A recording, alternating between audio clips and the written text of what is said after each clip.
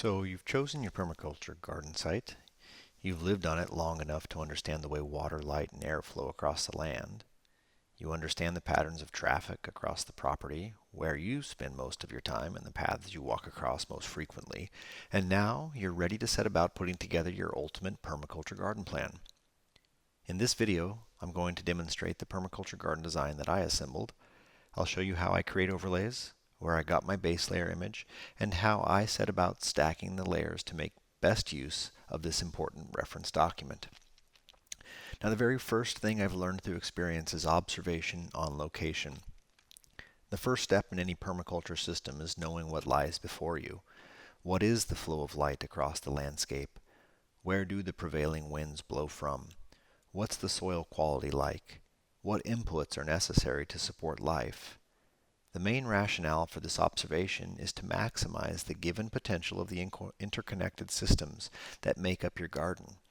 In other words, placing water-loving plants in areas that stay hydrated longer, minimizing effort when possible, using berms or swales to help grow more food, etc., etc.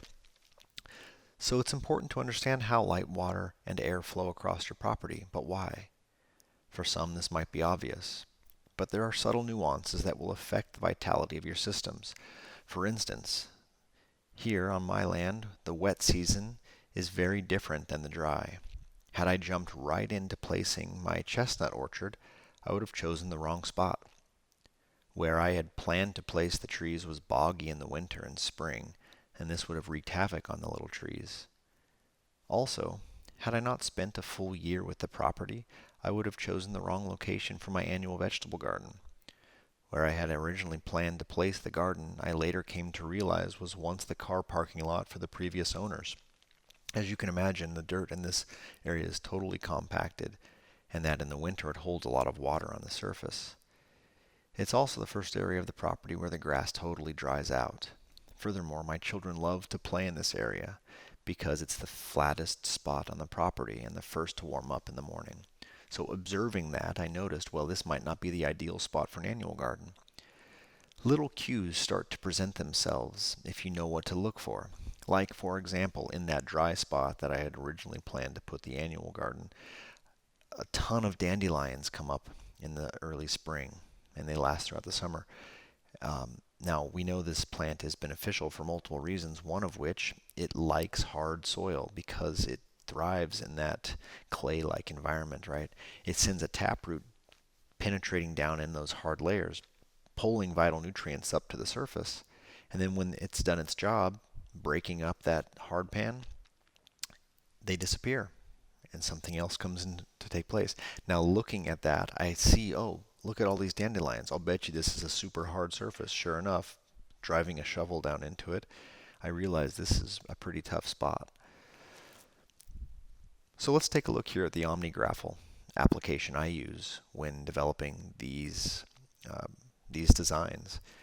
So here on the left, you see a list of the layers in my design plan. Here in the middle section is the artboard. Right now, all of the layers are turned on. On the right side are the controls that allow you to refine the objects and the tools in use.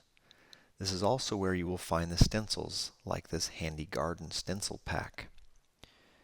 The very first layer in my design is a Google Maps image I grabbed from the web. Using File Import, you can place your image on the artboard and position it as you would like. Now let's run through all of these various layers you see on the left. You can see that I've got them all listed. Now if I turn them on at one at a time, you can see how they stack up to ultimately reveal the entire plan.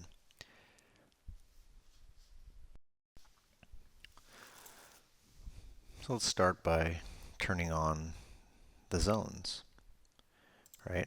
So we've kind of covered this topic about zones before, but here I can see, if I zoom in a little bit, you can kind of see where my zones are. I call this zone 1. It's also my zone 0, but my zone 1 is this kind of immediate area, and it encapsulates the path I walk when I park the vehicle and carry groceries in, and kind of where the kids play and things of that nature, right? Zone 2 is just beyond that, right? It's the area just outside of Zone 1 that if I were to walk just off the path of Zone 1, I might stumble into Zone 2. This is kind of where could potentially see a market garden or kind of more of kind of the immediately accessible things that require the most maintenance. If we move upwards on the property, we get to a Zone 3. Zone 3 is where I intend to have the less required space, that the less maintained items like my orchard, my nuts, fruit, more of my perennials, if you will. I'm also experimenting with an annuals garden high up on the property, and that is like a market garden, for example, more intensely cultivated land. And then further up, we get to the Zone 4 area. And in Zone 4, I have a woodlot. I also like to go camping in this area. I don't really manage this area much at all. It has some very large nut trees in it. I also have black locust planted in this area, seaberry. My well head is in this area. I have a 2,000-gallon tank in this area, which feeds the property. But ultimately, Zone 4 is the extent of my zone system. There is a fifth zone in the permaculture system, but I don't utilize that. The next thing I'll do is I'm going to turn on some of my structures. So let's move back down on this. I'll zoom out here. I'm going to turn on structures, right? So before I do, I'm going to zoom back in so that you can see what I'm talking about. So I'm turning on structures. And what I've done here is I've used these tools to outline the current structures. I've also marked out where water systems are, like my sinks and bathtubs, because I ultimately started working with a gray water system that I installed. So the next thing I do is I turn on my utility lines, and you can see where there's a septic tank, where the drain field is, where the drain line is, and all of this is tied into my Zone 1 and my structures. The next thing I can do is I can turn on my gray water lines, so I can see where my gray water system actually feeds the property from which basins, right? Like my bathroom and shower and things like that. And then ultimately where that gray water system has its outlets, right? So the next thing we'll do is we'll turn on something. We'll turn on our irrigation lines, so I can see where my water runs from and how I feed the property with water, ultimately watering the various locations on my property. And doing this, I just simply use the line tool, and I draw out a line in the direction that I want it to go. In this case, I'm actually drawing a shape, but you can kind of get the idea. You can use this Bezier curve. Double-clicking gives you the shape, and then over here on the right-hand side, you can choose your color and what type of stroke it is, right? So let's turn off our irrigation. Let's turn off our gray water system and our utilities, gray water irrigation. Let me just show you a couple of things here. So one of the other concepts that's important in that observation timeline is light flow, right? So let's zoom out a little bit. And you can see with my south-facing property where the sun arcs. And this is very little change between winter and summer. It just arcs a bit lower on the horizon, so I get less daylight, but the light still essentially hits the property the same way.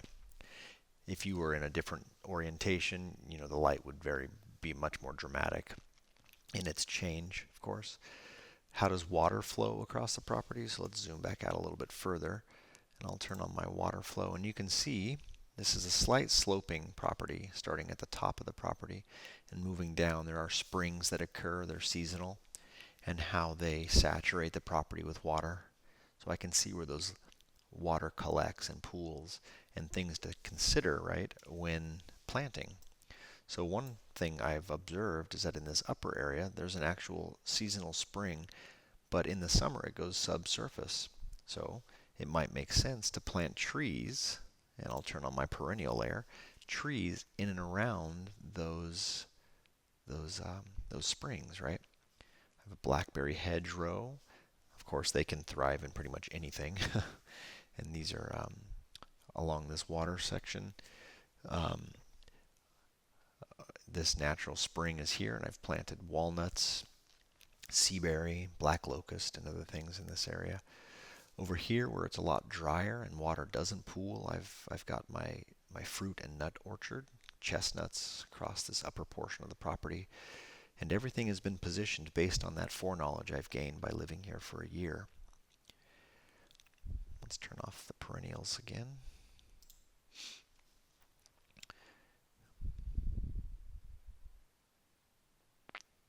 Let's turn on the water catchment system next, right? So now you can see where the springs fill a large pond, how that pond overflows, and down here I have a system of swales.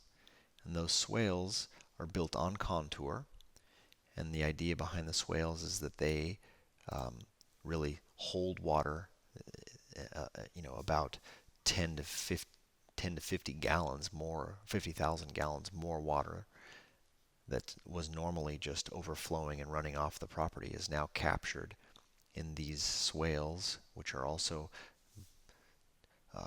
serving as hugel beds or Hugelkultur, mounds that hold back the water that are trees buried beneath. And then I've planted on top of those. In these lower two berms, I utilize those as annuals. So if we turn on the annuals layer, you can see that I'm actually planting on top of these berms. And these two stay wet. The troughs stay wet until about around the end of June. And on these berms, I plant things like winter squash and such that penetrate deep down into these beds. The nice thing is the beds dry out right away in the spring, but about 6 inches down, they stay relatively moist as a result of these troughs. So let's just go about turning on a few other things. I can see where the winds blow from, right? You can see that the winds actually blow from down here in the southeast direction, right? And this is pretty typical throughout the season in this area. I've got a fence. The other thing that I like to point out is the walkways, right? So if I turn off a few items here to kind of isolate that, turn off the annuals and the perennials, you can see, I'll turn these on and off again. Let's turn off the water flow actually. You can see these paths, right? So here you have walkways, right? These are natural walkways that kind of I've just developed as a result of living here. And it's important to not necessarily make this assumption about where you want your walkway to be. Let the walkways sort of reveal themselves as you move about the property, right? Because what you'll find is that you tend to want to walk to a location of the property most quickly, and you'll cut across, right? And you'll do this repeatedly. We'll let those walkways develop naturally and organically, and then take note of them and plot them on your design plan. And ultimately, you can plant around them, right? So I have my animals marked out. I have an apiary up here towards the top of the property where there's a lot of sunlight and keeps the bees out of the wind. Again, my wellhead sits up here.